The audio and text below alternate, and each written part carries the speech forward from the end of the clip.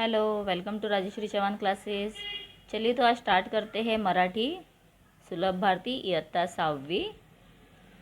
आज हम स्टार्ट करेंगे 7th lesson. मराठीचा हा 7वा धडा आहे।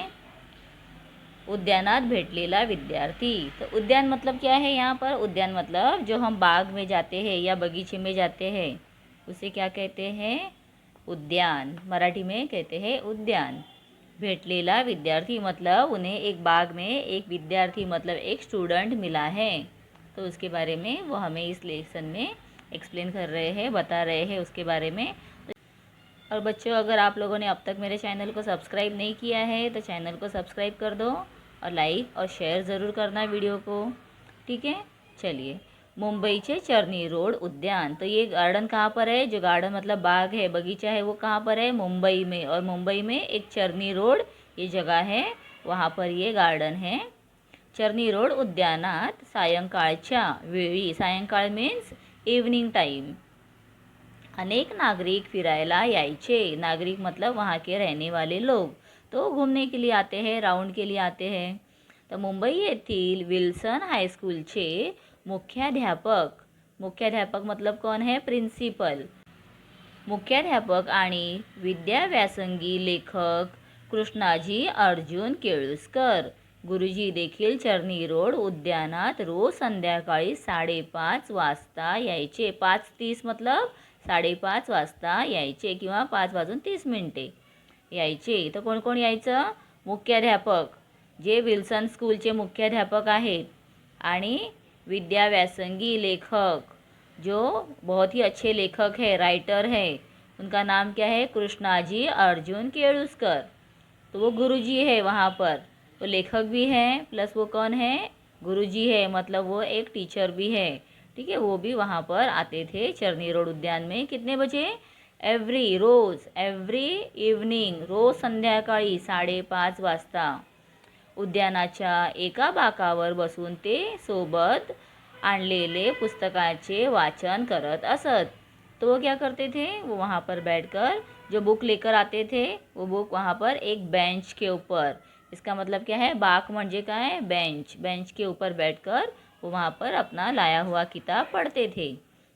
बाकावर बसून वाचन करणाऱ्या कृष्णाजी केळुस्कर गुरुजींच्या लक्षात आले कि थोड्या अंतरावर एक विद्यार्थी पुस्तक वाचत आहे। तो उन्हें क्या समझ में आया? मतलब उनको एक ध्यान में आया कि जब वो बुक पढ़ रहे थे तो उनका ध्यान कहीं और गया और उन्होंने देखा कि कुछ दूरी पर एक छोटा सा लड़का, एक विद्यार्थी मतलब एक लड़का, एक स्टूडेंट एक किताब पढ़ते हुए बैठा है। त्यावेळी त्यांनी त्या विद्यार्थ्याकडे फारसे लक्ष दिले नाही। दुसऱ्या दिवशी तो कालचा विद्यार्थी तेथे पुस्तक वाचताना त्यांना दिसला। तो पहले दिन तो उन्होंने देखा लेकिन इतना उन्होंने ध्यान नहीं दिया और वो चले गए। बाद में सेकेंड डे क्या हो गया? फिर से उन्होंने उस लड़के को, उस स्टूडेंट को वहीं पर फिर से देखा और वो क्या कर रहा था? पुस्तक वाचताना, मतलब वो बुक पढ़ रहा था। आता मात्र त्यांच्या मनात कुतूहल निर्माण झाले। कुतूहल मतलब क्या हो गया? उनको बहुत ही ऐसे क्यूरियसिटी हो गई कि ये लड़का स्टूडेंट है लेकिन फिर भी पढ़ने के लिए आकर बैठ रहा है। देखो, हम ज़्यादातर क्या देखते हैं? जो बड़े लोग होते हैं वो किताबें पढ़ते हैं, और जो बच्चे होते हैं, स्कूल के बच्चे, स्कूल गोइंग चिल्ड्रन, वो स्कूल के बुक्स पढ़ते हैं, एक्स्ट्रा कोई भी बुक्स वो पढ़ते नहीं हैं ज़्यादातर बच्चे। आता मात्र त्यांच्या मनात कुतूहल निर्माण झाले। तिसऱ्या दिवशी देखील तोच विद्यार्थी कोणते तरी पुस्तक वाचताना दिसला। अभी फर्स्ट डे तो उन्होंने इतना ध्यान नहीं दिया, सेकंड डे देख रहे हैं तो वही लड़का था। अभी थर्ड डे भी उन्होंने देखा कि वही लड़का वहीं पर बैठकर एक किताब पढ़ रहा है, बुक पढ़ रहा है। त्या विद्यार्थ्याने देखील गुरुजींकडे बघितले, कुणीच काही बोलले नाही। तो अभी क्या हो गया? दोनों की नज़र एक दूसरे से भिड़ गई है, मतलब एक दूसरे की नज़र आपस में मिलती है ना, हम भी देखते हैं या सामने वाला इंसान भी हमें जब देखता है तो एक दूसरे की नज़र इक्वल हो जाती है, लेकिन किसी ने भी एक दूसरे से बात नहीं की है। केळुस्कर गुरुजी त्या मुलाजवळ आले। तो मुलगा वाचत होता। कुणीतरी आपल्याजवळ उभे आहे असे त्या मुलाच्या लक्षात आल्याबरोबर त्याने गुरुजींकडे बघितले। अभी केळुस्कर जो गुरुजी है, सर है, वो उसके पास है, लड़के के पास, और उन्होंने देखा कि लड़का पढ़ रहा है। हाँ, तो वो लड़का जो पढ़ रहा था और अपने पास कोई तो आके खड़ा हुआ है ऐसे उसे लगा, और उसने झट से देखा तो कौन खड़ा था, तो वहाँ पर गुरुजी खड़े थे. गुरुजींनी अतिशय आपुलकीने त्याला विचारले, बाळ तुझं नाव काय. तो बहुत ही प्यार से अपनेपन से उन्होंने उसे क्या पूछा, he asked him what is your name. हाँ child, what is your name. बाळ तुझं नाव काय आहे, बेटा तुम्हारा नाम क्या है. माझं नाव भीमराव रामजी आंबेडकर. तो इसे अंडरलाइन करके रख दो, बहुत ही इम्पोर्टेंट नेम है भीमराव रामजी आंबेडकर, जिन्हें हम आंबेडकर जी कहते हैं वो यही है. ठीक आहे. वा, छान नाव आहे तुझं. 3 दिवसांपासून तुला रोज येथे बघतो. तू रोज काहीतरी वाचत असतोस. इतर मुलांसारखी तू मस्ती करताना दिसत नाहीस. म्हणून तुझी ओळख करून घेण्यासाठी मी तुझ्याजवळ आलोय. तो क्या कह रहे हैं, बहुत अच्छा नाम है तुम्हारा और मैं 3 दिन से तुम्हें रोज देख रहा हूँ कि तुम यहाँ पर बैठ के पढ़ते हो. तो अभी मुझे दूसरे बच्चे जिस तरह से मस्ती करते हैं उस तरह से तुम नहीं कर रहे हो, तो इसीलिए मुझे देखना है तुम कौन हो, इसलिए मैं तुम्हारी पहचान करवाने के लिए यहाँ पर आया हुआ हूँ. ऐसे वो बोल रहे हैं. कौन बोल रहा है ये सब, ये सब कौन बोल रहा है, तो केळुस्कर गुरुजी. ठीक है, अर्जुन कृष्णाजी अर्जुन केळुस्कर, जिनका नाम यहाँ पर दिया है तो हम उसे भी पूरा अंडरलाइन करके रखेंगे. गुरुजींचं नाव किंवा विद्यार्थ्याचं नाव लिहा. ऐसे प्रश्न आप लोगों को आ सकता है. आपल्याविषयी इतक्या प्रेमाने स्नेहाने बोलणाऱ्या त्या गृहस्थांबद्दल भीमरावाला आदर वाटला. तो अपने साथ में इतना प्यार से और इतने अच्छे से वो बात कर रहे थे कि भीमराव जो है उनको बहुत ही अच्छा लगा. उसको उनके बारे में ज़्यादा रिस्पेक्ट हुआ कि इतना अच्छे से वो मुझे आकर पूछ रहे हैं. He is asking me for my self, मतलब अपने बारे में हाँ उसे पूछ रहा है. त्याने गुरुजींना नमस्कार केला. केळुस्कर गुरुजींनी विचारले, बाळ तू कुठे शिकतो. तो उन्होंने क्या किया, आने के बाद उसने गुरुजी को फिर क्या किया, नमस्कार किया. मतलब गुड मॉर्निंग ग्रीड करते हैं ना इस तरह से, तो हाथ जोड़कर नमस्कार किया जाता है. तो केळुस्कर गुरुजींनी विचारले, तू कुठे राहतो, means where do you live, आपका तुम कहाँ रहते हो. मी एल्फिस्टन हायस्कूल भायखळा येथे शिकतो. तो कहाँ पर, कुठे शिकतो म्हणजे काय, कौन से स्कूल में तुम पढ़ते हो, कहाँ पर पढ़ते हो, ऐसे उन्होंने पूछा. तो उसने क्या कहा, एल्फिस्टन हाई स्कूल. तो अगर आप देखोगे दादर के मुंबई में जो दादर एरिया पड़ता है उसके आगे जाने के बाद ये एल्फिस्टन हाई स्कूल है भायखळा के नज़दीक. ठीक आहे. तर शाळेतील पुस्तकांशिवाय अवांतर पुस्तके वाचण्याची मला आवड आहे. अभी अवांतर मतलब कि हाँ स्कूल के किताबों को छोड़कर कुछ अलग तरह के किताब पढ़ना. और वो भी अवांतर मतलब हम रेगुलर जिसे पढ़ते हैं. ठीक है, एक बुक स्टार्ट कर दिया है तो उसे कंटिन्यू पूरा करना है. तो उन्हें ये बहुत ही पसंद था. मला आवड आहे म्हणून शाळा सुटल्यानंतर इथं काही वेळ पुस्तक वाचत बसतो. तो स्कूल छूटने के बाद देखो वो आकर बगीचे में बैठ के क्या करता है, बुक पढ़ता है. उद्यानात येऊन तो पुस्तक वाचतो. वा, छान, चांगली पुस्तके वाचली पाहिजेत. नंतर केळुस्कर गुरुजींनी भीमरावच्या कुटुंबाविषयी चौकशी केली. फिर उन्होंने क्या किया, he asked him about his family. उसके फैमिली के बारे में भी भीमराव को गुरुजी ने पूछा. ते विचार करू लागले. हा मुलगा इतर मुलांपेक्षा निश्चित वेगळा आहे. और फिर बात करते करते जो गुरुजी है केळुस्कर गुरुजी, उन्हें ऐसे लगा कि ये लड़का सबसे अलग है, बहुत ही अलग लग रहा है. या मुलाला आपुलकी आणि मार्गदर्शनाची खरी गरज आहे.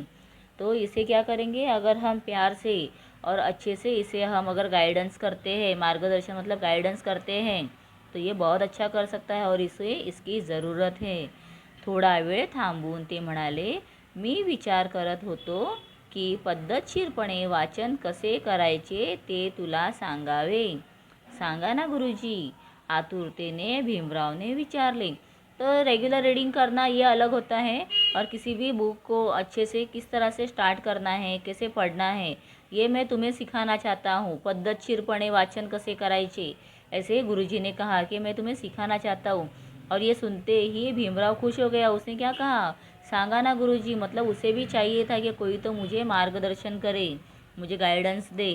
तर गुरुजींनी भीमरावला वाचन कसे करावे याविषयी माहिती दिली आणि सांगितले, मी काही लेखकांची पुस्तके तुला वाचायला देईन.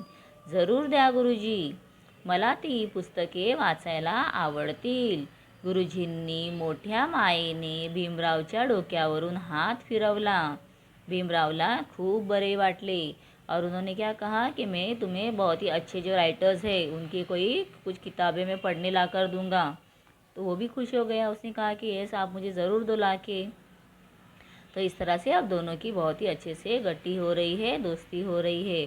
चर्नी रोड उद्यानामध्ये केळुस्कर गुरुजींची भीमरावशी रोज भेट होऊ लागली. मतलब अब रोज मिलने लगे. गुरुजी त्याला चांगल्या लेखकांची पुस्तके वाचायला देऊ लागले. त्यामुळे भीमरावच्या विस्तृत वाचनाला सुरुवात झाली. विस्तृत वाचन मतलब कंटिन्यू रीडिंग करना, बहुत ज़्यादा रीडिंग करना एक साथ में. आता केळुस्कर गुरुजी आणि भीमराव यांची अभेद्य गट्टी जमली होती. अभेद्य मतलब जिसे कोई तोड़ नहीं सकते हैं, इस तरह से दोनों की अब गट्टी मतलब एकदम अच्छी गहरी दोस्ती हो गई. केळुस्कर गुरुजींनी भीमरावची तल्लख बुद्धिमत्ता लक्षात घेऊन महाविद्यालयीन आणि पुढे उच्च शिक्षणासाठी अमेरिकेत पाठवण्यासाठी सयाजीराव गायकवाड महाराजांकडे स्वतः शिफारिश केली. मतलब अभी देखो, आगे जाकर वो लड़का बहुत ही हाई एजुकेशन उसने लिया. महाविद्यालय मतलब क्या है, जो यूनिवर्सिटी होती है वहाँ से, फिर उसके बाद आगे का जो ग्रेजुएट पोस्ट ग्रेजुएट करते हैं उस तरह का जो हायर लेवल एजुकेशन लेने के लिए उसे अमेरिका भेजना चाहिए. ऐसे उस टाइम पे जो सयाजीराव ये पेशवा थे उनके पास क्या किया, उन्होंने उसकी शिफारश की है. त्यामुळेच भीमराव यांना महाविद्यालयीन आणि उच्च